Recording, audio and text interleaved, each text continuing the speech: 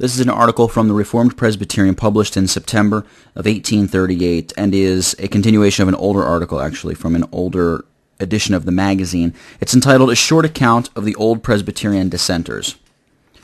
No sooner was the Reverend John Macmillan ordained to the holy ministry in the parish of Balmahy in Galloway, September 1701, and had entered on the discharge of the important duties belonging to his office, then he began to discover a strong attachment to Reformation principles.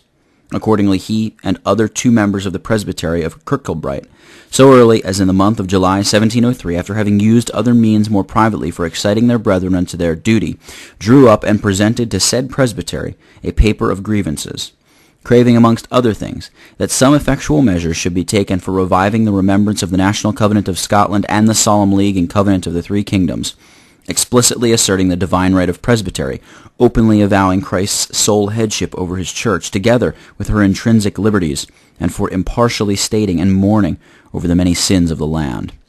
The other two ministers who had joined with Mr. Macmillan at first in presenting this paper were soon prevailed upon to drop the farther prosecution of the grievances, by which means he was left alone. Considering it a matter of conscience with him, he still persisted in pleading for a redress.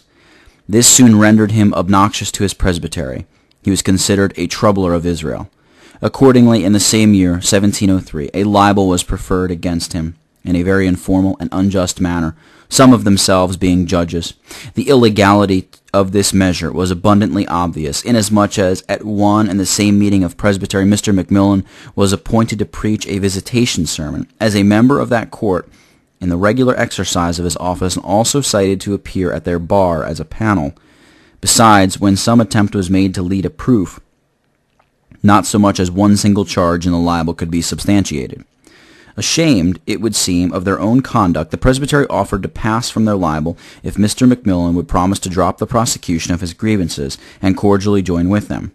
Upon his refusal to comply with this proposal, unless he should obtain some redress of such weighty grievances, matters between him and the presbytery wore still a more unfavorable aspect than before.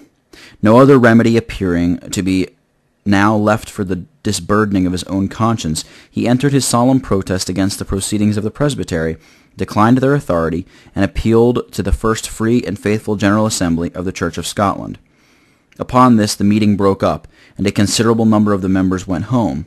The rest repaired to a neighboring church, constituted themselves anew, and in a very rash and unprecedented manner deposed Mr. Macmillan from the office of the ministry, without paying the least attention to his protest and appeal, and without so much as informing him or his congregation. Whether such a sentence, clothed with these circumstances, and without having, or so much as pretending to have for its foundation, error in doctrine, immorality in practice, insufficiency for the ministry, or unfaithfulness in the discharge of it, could really be considered as ratified in heaven, the impartial reader may judge. Mr. Macmillan had no hesitation in declaring it to be unjust, and such as could not bind his conscience. All the crime was honestly contending for the faith once delivered to the saints. His repeated pleadings with his mother church in the discharge of this duty were indeed branded with the epithets of irregularities and disorderly courses, and upon the footing of these the sentence proceeded.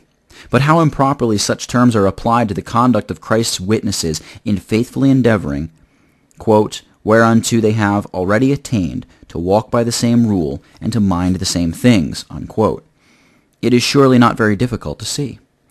Convinced that the sentence passed against him had no warrant either from Scripture or reason, and having the testimony of a clear conscience, that if anything justly deserving such treatment had been laid to his charge, there were thousands of respectable witnesses to attest his innocence, Mr. Macmillan still continued in the regular exercise of his ministerial office upon the footing of his former protest and appeal, and was well received by his parish, who uniformly acknowledged him as their lawful pastor, still supporting and countenancing him in that capacity, notwithstanding all that had happened.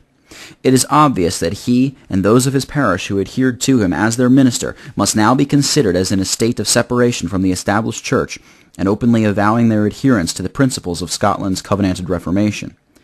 It was while matters continued in this situation that he received the harmonious call above mentioned from the United Societies of the Old Presbyterian Dissenters, who had never embodied with the Revolution Church, but remained still without a minister.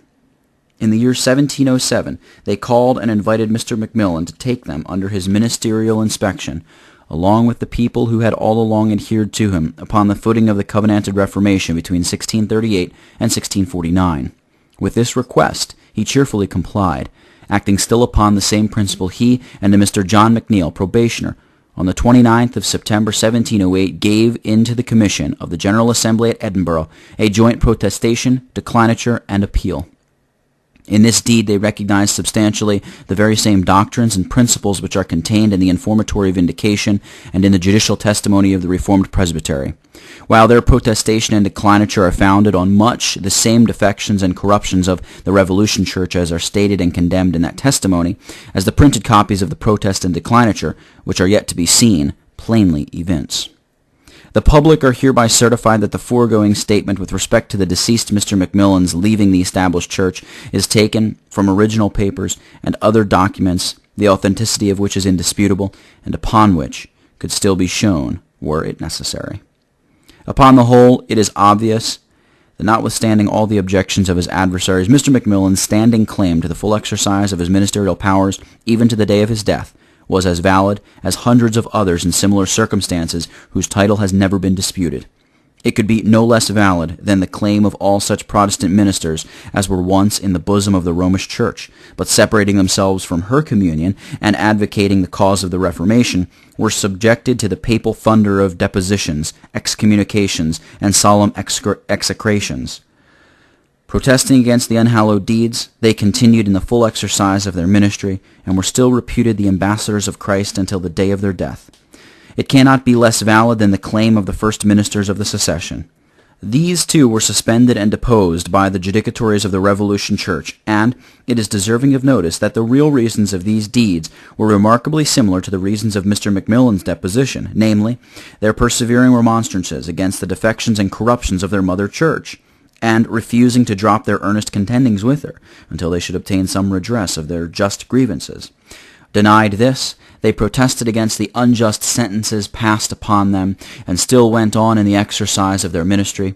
But it is presumed that our seceding brethren would not take it very kind to have their ministerial commission called in question, nor are we disposed to do it. The ministers of the Relief Church would be found in a similar situation. The Reverend Thomas Gillespie, who had been a minister of Carnock, was in the year 1752 deposed by the Assembly for refusing to countenance a violent settlement. He, with another minister who had left his charge, and was therefore cast out from the communion of the established church, constituted themselves into a presbyterial capacity, and still went on in the exercise of their office. The Reformed Presbytery, therefore, are not alone as to the footing on which they retain their ministerial authority.